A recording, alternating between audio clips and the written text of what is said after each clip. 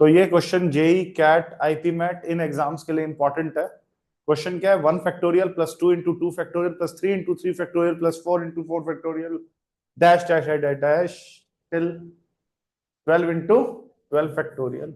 और जब इस सम को किससे डिवाइड किया जाता है, 13 से, then what is the reminder. इसमें आपको बाइनोमियल का एक बड़ा जबरदस्त कॉन्सेप्ट पता होना चाहिए। क्या होता है बच्चों वो जबरदस्त कंसेप्ट कि सर अगर कभी n+1 factorial minus n factorial आ जाए तो उसको क्या लिखा जा सकता है बच्चों, n इंटू n फैक्टोरियल लिखा जा सकता है। हम इसको किसी एग्जाम्पल से प्रूव करते हैं। जैसे बच्चों अगर मैंने यहां पे लिखा 10 फैक्टोरियल लिखा, तो n की वैल्यू 10 है, तो n+1 क्या होगा बच्चों, 10+1 11। 11 हमारा एग्जैक्टली क्या है बच्चों, 10+1 फैक्टोरियल। तो क्या ये सोल्व होके 10 इंटू 10 फैक्टोरियल आएगा? आओ, बड़ा इजी है प्रूव करना ये। मुझे 11 फैक्टोरियल माइनस 10 फैक्टोरियल को क्या प्रूव करना है, 10 इंटू 10 फैक्टोरियल प्रूव करना है।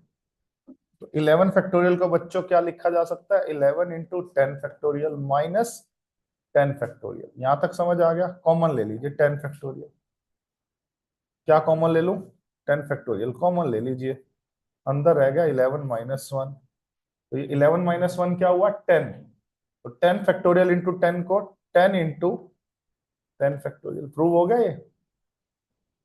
तो अब हमारा रूल क्या बन गया बच्चों, अगर n इंटू एन फैक्टोरियल है तो n को एक बढ़ा दो, n+1 factorial minus n factorial लिख दो। तो अगर आपको ये रूल क्लियर हो गया तो फिर आपके लिए मंजिल बड़ी आसान है, मुश्किल नहीं है।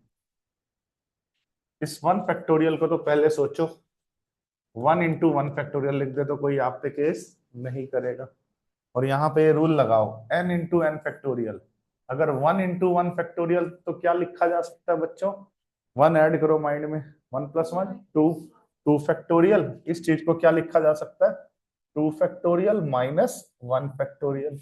हाँ या ना? और 2 इंटू 2 फैक्टोरियल को क्या लिखा जा सकता है, 3 फैक्टोरियल माइनस 2 फैक्टोरियल। क्या बात है। अगले को क्या लिखा जा सकता है, अगले को 5, इस चीज को, ये 5 फैक्टोरियल। इस तरह से चलता जाएगा चलता जाएगा, लास्ट में जो 12 इंटू 12 फैक्टोरियल है माइनस, और इस पूरे को किससे डिवाइड किया गया, 13 से। अब कुछ काटे काटे होगा, कटेगा। 2 फैक्टोरियल से 2 फैक्टोरियल कट गया बच्चों, 3 फैक्टोरियल से 3 फैक्टोरियल, 4 फैक्टोरियल से 4 फैक्टोरियल, सब कटता जाएगा कटता जाएगा। ये माइनस का 12 फैक्टोरियल पीछे कटा होगा फिर।